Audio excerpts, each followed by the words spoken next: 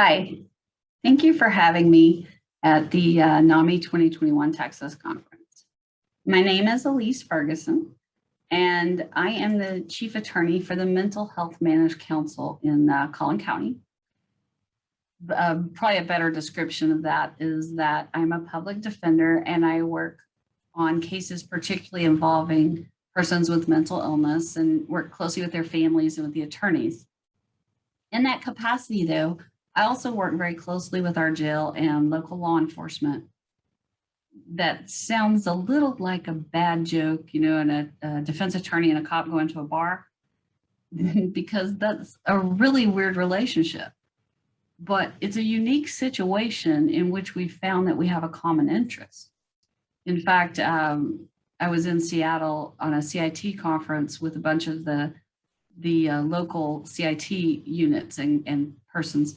And we're sitting talking, and there's these two officers from Connecticut, and they keep staring at me, and I'm thinking, what on earth? So finally, I just asked them, why are you staring at me? And they said, because you're not supposed to be here. You're a defense attorney. We don't understand why you're here.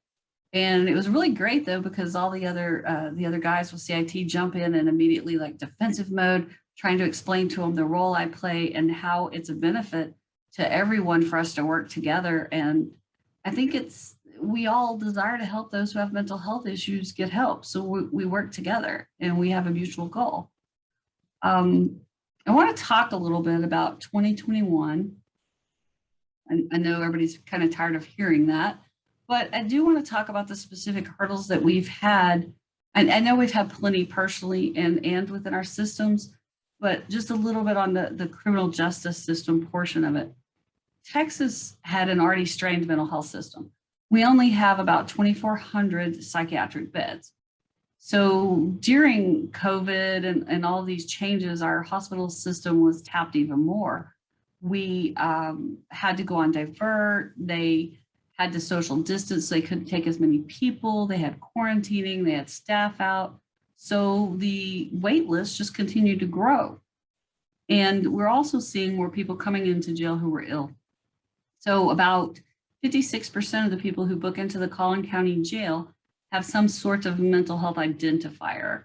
And what I mean by that is the person reported maybe a diagnosis or having been hospitalized, or maybe a desire to self-harm or suicidal behavior or something of that nature that kind of put them on the radar that they may be in need of some mental health services. So also during 2021, we saw some incredibly dramatic shifts. We saw the number of people with acute mental illness presenting at the jail. This was no longer people who had only recently got off their medication. This is people who were actively experiencing psychosis, actively in crisis. We had an increased number of persons having mental health issues for the very first time.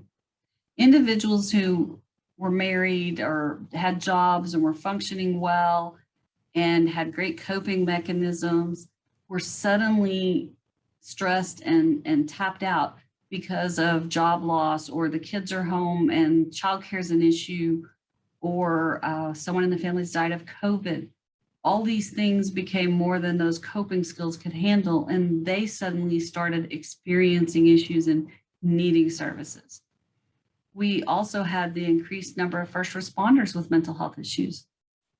Our first responders are adept and efficient and great at crisis time, but they're not accustomed to a nonstop crisis. So they're experiencing fatigue from working double shifts, fatigue from other responders being out, death, COVID amongst their ranks, childcare issues, housing issues, spouses with no jobs. And so their coping mechanisms started being ineffective as well. We also had an increased number of people presenting with MH issues at the jail, people with mental health issues increasingly being booked into the jail. Wait times for the hospital beds increased. Right now, the wait list is 1,800 people. There are 1,800 people in Texas jails waiting for a bed at our psychiatric hospitals. These individuals have been ordered by the court to get treatment at the hospital, and their criminal cases cannot move until that occurs. These individuals are waiting in jail at least a year for treatment. When you're talking about a nonviolent misdemeanor offense, that means they're spending fourfold the time in jail that anybody without mental health issues would. Anybody else would spend 30 days or less on these type charges and be out of jail. Yet individuals with mental health issues are in jail up to a year just waiting. And the irony of it is the money that's being expended to house people for a year could have paid for treatment multiple times over. We also have an increased number of people who need hospitalization. And what we've discovered is, and what has been shown to us is, no one is immune from mental health concerns. We all hit a point where there's just too much. There's too much for us to handle with the coping skills we have, and we need some help. The most difficult hurdles that I think we all encounter are other agencies or our agencies or the mentality that we're not allowed to make a change. That's our policy. We have to do it this way, or we've always done it this way. Yet, despite the shift and the rise in mental health concerns throughout 2021, some really good things happened. And we found some great solutions to problems that had existed for a while. We started to see human compassion again. We started to see people caring about other people. We started to see these renewed innovations and light bulbs going off and agencies trying to think outside the box and problem solve rather than focusing on the barriers that we've been accustomed to. One great example was when all the shutdowns started occurring, we realized that this was going to impact the ability of the lawyers to visit their clients and to get them out of jail and to get their court cases moved, and it was going to prolong it. So after a meeting, it was decided that we would implement Zoom. And immediately somebody grabs a credit card, heads to Walmart, buys 10 iPads, and gets 10 iPads were donated by a local dentist who had purchased new ones. So within 24 hours, we had a Zoom system in place. So we never had a shutdown in that aspect. We were able to keep functioning because everybody was willing to find solutions, not focus on the barriers. I was totally amazed at some of the other problem solving that began to occur. Local mental health authorities got out of their offices and into their cars for community outreach. They literally had mobile offices. And, there were many times I've heard through the years, been frustrated because I have somebody who's homeless that can't get to the office and therefore can't get into the system. Now these people were getting served. Zoom and telemed allowed individuals to get care without ever leaving their home or their office. Even though that existed before, it wasn't widely used. A doctor's appointment no longer required 4 hours off. An employee can take lunch, shut the door, get their cell phone out, and have an appointment. Local mental health authorities were meeting people on park benches. It was great. We learned that we're not tied to a physical structure. It's not necessary for people to come to a provider for services. Providers can take the services to people. But I think the biggest thing was we found, most of all, that getting mental health care became less challenging for the person who needed the care. And that is critical. We have to continue this trend. We have to continue this. We can't say, oh, we're all back at work. Let's go back to our offices and shut the doors again. We cannot say, oh, we don't need the Zoom visits anymore. Everybody can come in person now. Because all of these things made us productive and efficient. And again, most of all, made mental health care less challenging for the person who needed it. So we can't take a step back. As we look into the next years and how we can provide better service and better advocacy, I want to share 3 important things with you. The first is focusing on can, not can't. And again, that's what happened when COVID kicked in. We focused on how to make things happen. And it's going to be very easy to take a couple steps back and get back in our comfort zone, settle back in our offices, expect people to come to us, and just settling back into those routines. And now's the time that we should be adapting our protocols, adapting our procedures, and adopting these as permanent things. We must focus on can, not can't, and take these roadblocks and these barriers out of what we're seeing, and instead finding creative solutions and just making it easier for people. The second thing that I learned, over this period, I became very tired and drained, and one crisis after another, they just didn't stop for me any more than they did for you. And a close friend, Lieutenant Solon, shared this with me. Listen to understand, not to respond. Think about that for just a minute. As a good criminal defense attorney, that's what I do. I listen to respond. I've got that objection ready to go. And sometimes you miss what they're even talking about because you're already preparing it. But when we're talking to people and we're trying to deal with crisis, we do need to stop, and we need to stop preparing that response in our head while they're still talking, because I wonder how many opportunities I've missed.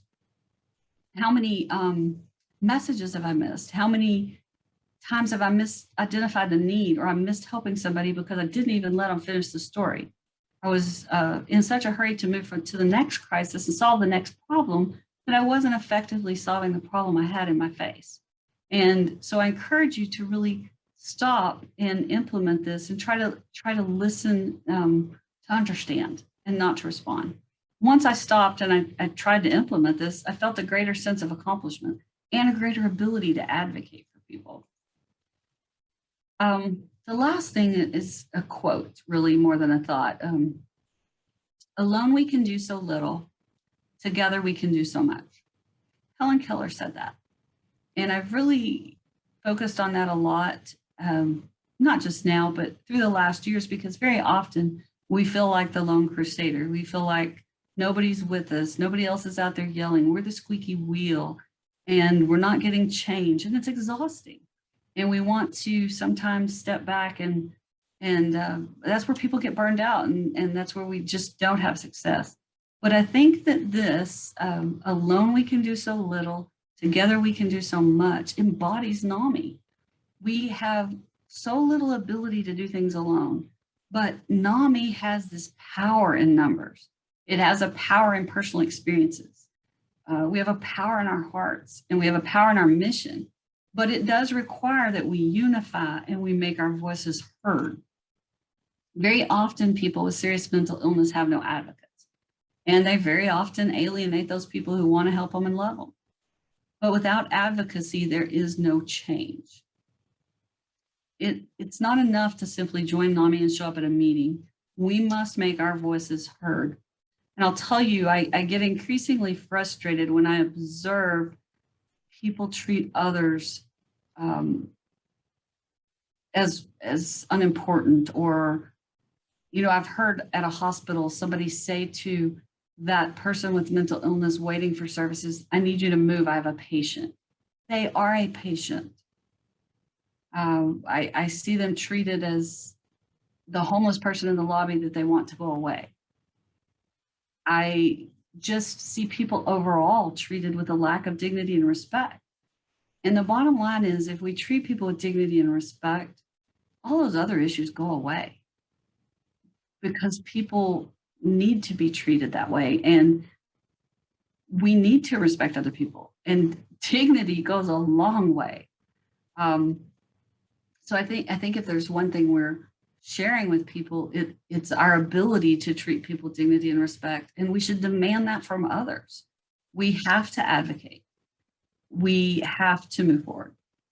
So it's not enough to just join. It's not enough to just show up at a meeting. We have to be heard. We have to focus on what we can do. We have to listen to understand and not to respond. And we have to remember that alone we can do so little, and together we can do so much. 2021 taught us far too much in how to provide better services. Don't take a step backward. Let's keep moving forward. I really appreciate the time visiting with you today. And I hope you'll join me back at 1 for a little question and answer session so that I can give you answers to maybe questions that have come up for you. Thank you.